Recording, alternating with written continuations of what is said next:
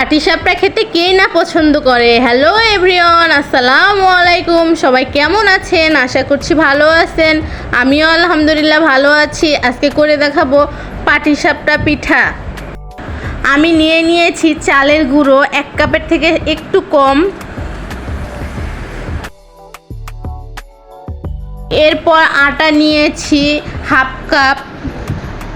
এরপর দিয়ে দিব গুঁড়ো দুধ সামান্য পরিমাণ। গুঁড়ো দুধটা অপশনাল, আপনারা চাইলে দিতেও পারেন আবার নাও দিতে পারেন। গুঁড়ো দুধ দেওয়া হয়ে গেলে দিয়ে দিব 1 টেবিল চামচ চিনি। এরপর দিয়ে দিব সামান্য পরিমাণ লবণ, দিয়ে সব কিছু ভালোভাবে মিশিয়ে নিব। শুকনো উপকরণগুলো মিশিয়ে নেওয়া হয়ে গেলে দিয়ে দিব হালকা কুসুম গরম পানি। পানিটা আমি অল্প অল্প করে দিয়ে দিব, তা না হলে একবারে যদি দিয়ে দেই একদম পাতলা হয়ে যাবে। দেখুন পানিটা আমি অল্প অল্প করে দিচ্ছি।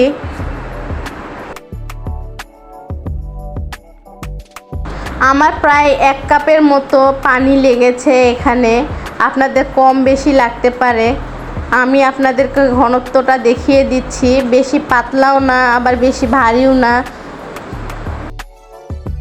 দেখুন ঘনত্বটা ঠিক এরকম হবে।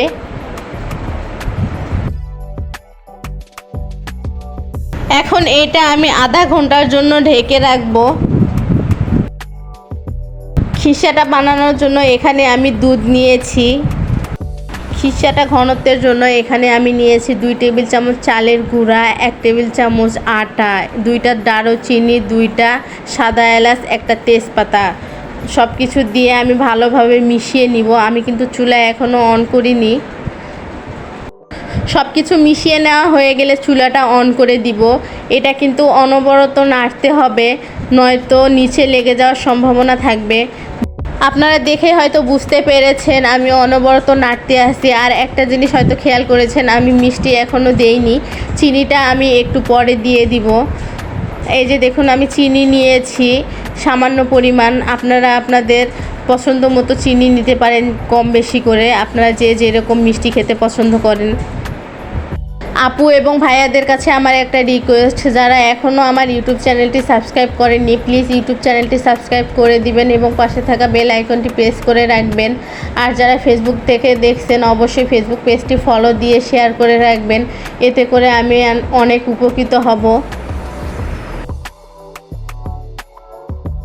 খিসাটা আমার পারফেক্টভাবে হয়ে গিয়েছে। এটা ঠান্ডা হওয়ার পরে আরে একটু জমে যাবে, এই জন্য আমি এই অবস্থাতেই নামিয়ে নিব।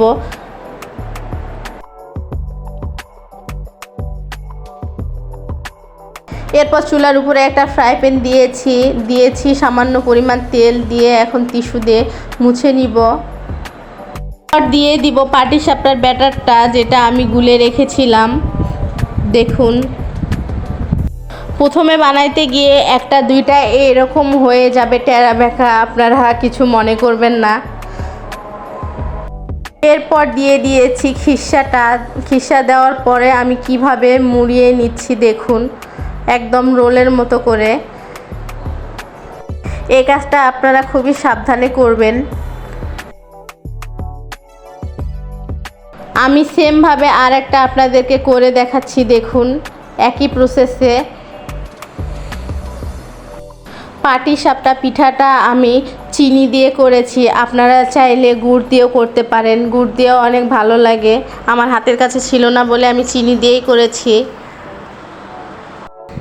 সবগুলো পিঠা আমি এখন এইভাবেই বানিয়ে নিব।